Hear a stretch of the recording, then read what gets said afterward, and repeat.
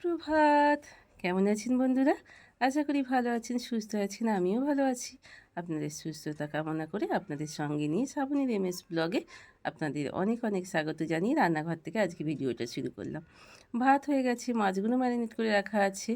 আর অল্প 4-6টা চিংড়ি মাছ বাবির জন্য রেখে দিয়েছিলাম। তো আজকে একটু পটল দিয়ে ওকে চিংড়ি মাছ করে দিয়ে দেবো। চিংড়ি মাছগুলো বেছে ওকে দিয়ে দেবো। আর পটল আর আলুর তরকারিটা আমরা খাবো। আমরা বলতে বাচ্চু আর আমি। তো চিংড়ি মাছগুলো তুলে নিলাম। এখানে পেঁয়াজ আর পটলগুলোকে একসঙ্গেই তেলেতে দিয়ে ভেজে নিচ্ছি। এখানে মাছগুলোও ভাজা হয়ে গেছে। তো চলুন এবার একটু কাশ্মীরি লঙ্কার গুঁড়ো একে একে সব কিছু দিয়ে এটা এখানে দিয়ে দিলাম। একটু আদা বাটা, একটু রসুন বাটা, একটু পেঁয়াজ বাটা দিয়ে দিলাম। পটলগুলো খুব ভালো করে আমি ভাজিনি, কিন্তু আলুটা আগে থেকে একটু সিদ্ধ করে রেখে দিলে তরকারিটা ভীষণই ভালো হয়, জানেন তো। তো তরকারিটার জন্য আলুটাকে আমি তাড়াহুড়োর জন্য, বিশেষ করে যেহেতু বাচ্চু আজকে যাবে না, আজকে সানডে, কিন্তু রবিবার মানেই কী হয় বলুন তো? রবিবার মানেই মনে হয় না অনেক কিছু খাওয়া দাওয়া, অনেক কিছু আনন্দ, অনেক কিছু সব। বাবি যখন বাড়িতে থাকতো, বাবি বাচ্চু থাকতো, আর নানান ধরনের রান্না বান্না এই নিয়েই থাকতাম সারাদিন। তাই আজকেও ভাবছি সারা দিনটাই কোনো কিছু কাজকর্ম না করেই শুধু রান্না রান্না করেই যাব। তো আজকে এই রান্না। তো চলুন রান্না সব দেখাতে থাকবো। আর বাবির জন্য ভাতগুলো প্রত্যেক দিনের মতো জুড়োতে দিয়ে দিয়েছি ফ্যানের হাওয়ায়। আর কটা পিস মাছ এখনও আছে, তাড়াতাড়ি করে ফ্রিজে ঢুকিয়ে দিই, জানেন তো, কারণ এখন অল্প জলের মাছ, পুকুরে এখন খুব বেশি জল নেই। ওই দেখুন ঢাকাটা, এটার ঢাকা নয়, এই একটা সমস্যা। চলুন অন্য ঢাকা দিই। তো যাই হোক, ফ্রিজে ভরে দেব।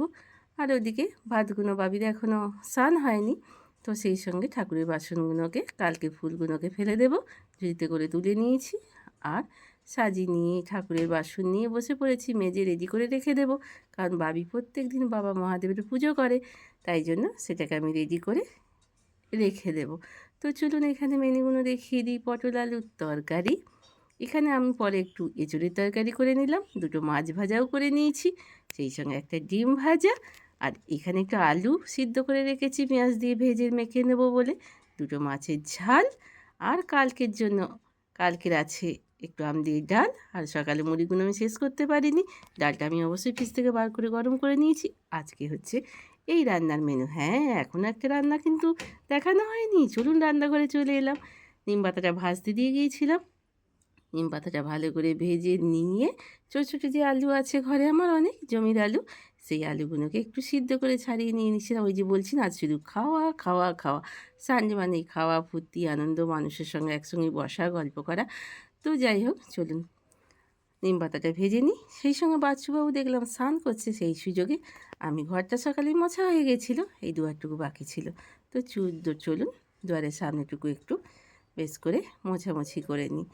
তো এই গরমের দিনে ঘরদোর মুছলে খুব ভালো লাগে, জানেন তো। বেশ মোছামুছি করুন আর ঠান্ডা স্নানে ঝাপাং করে শুয়ে পড়ুন, বেশ ভালো লাগবে। নিজের জন্য নিজের করা, যতই কাজ করবেন ততই ভালো থাকবে শরীর মন, জানেন তো।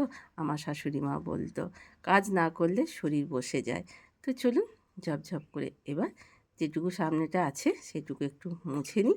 তো খাওয়া দাওয়া শেষ করে বিকেল হয়ে গেছে। বিকেলে আমার এক অতিথি এসছে, তার জন্য চা বানাচ্ছি, আমার আর বাচ্চুর জন্য বানিয়ে নিচ্ছি। 3 জনাকা 3 কাপ চা। এবং সন্ধে হয়ে এসছে, সন্ধ্যের পরে আজকে একটা স্পেশাল খাবার বানাবো, তা সুজি নিয়ে নিলাম। আর তার সঙ্গে যতটা সুজি দিয়েছি ততটাই আমি দই দিয়ে দিচ্ছি।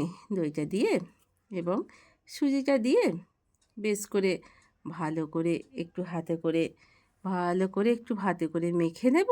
মেখে নিয়ে বেশ খানিকক্ষণ ধরে আমি থালা চাপা দিয়ে সুজিটাকে আর এই দই মাখাটাকে আমি রেখে দেব। তাতে বেশ খানিকটা সুজিটা অনেকক্ষণ ধরে ফুলে যাবে। এবং সেই যে এই যে বললাম একটা চাটনি বানাবো, তাই জন্য টমেটো ফমেটো নিয়ে নিয়েছি। এদিকে কয়েকটা ডিমও সিদ্ধ করতে দিয়ে দিয়েছি। চাটনির জন্য সব সবজিগুলোকে আমি ভেজে নিয়েছি।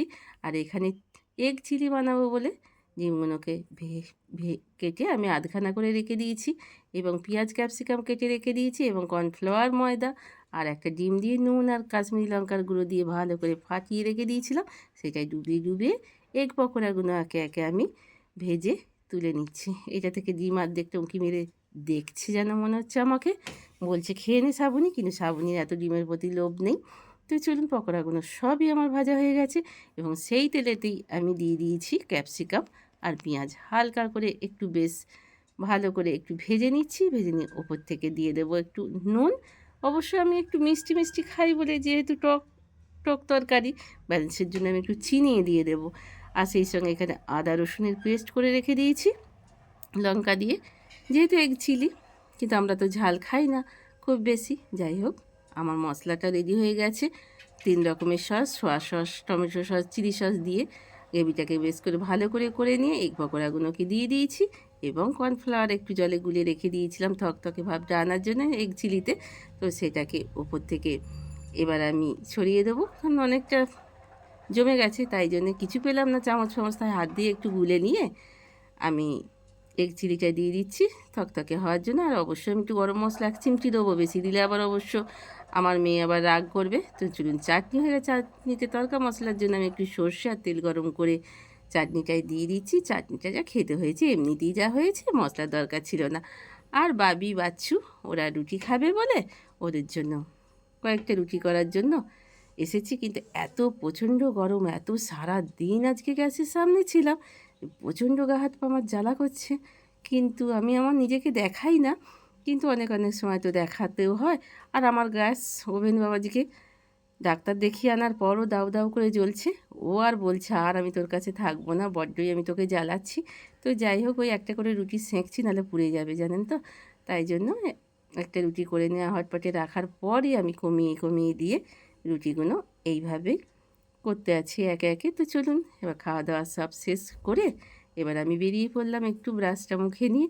কি সুন্দর আকাশে চাঁদ উঠেছে, আর শিরীষ গাছের ফাঁক দিয়ে চাঁদের কি সুন্দর রোশনাই দেখতে দেখতে আজকের মতো বলতে থাকি, ভালো থাকবেন, সুস্থ থাকবেন। একটুখানি যদি ভিডিওটা আমার পছন্দ হয়ে থাকে, একটা লাইক কমেন্ট করে আমাকে জানাতে ভুলবেন না। আর যারা সব সাবস্ক্রাইব করে দিয়েছেন যেসব বন্ধুরা, তারা আমারও সারা জীবন পাশে থাকবেন। সুস্থ থাকবেন, ভালো থাকবেন। Good night.